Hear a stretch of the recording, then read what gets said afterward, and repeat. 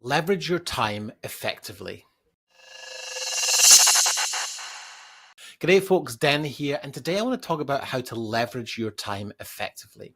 When you start to deploy structure and discipline in your working week, you actually are then able to leverage your time more effectively. You can start to calculate what aspects of the business are draining your time and are maybe not necessarily attached to numeric or revenue goals, or an outcome that's actually going to move the needle.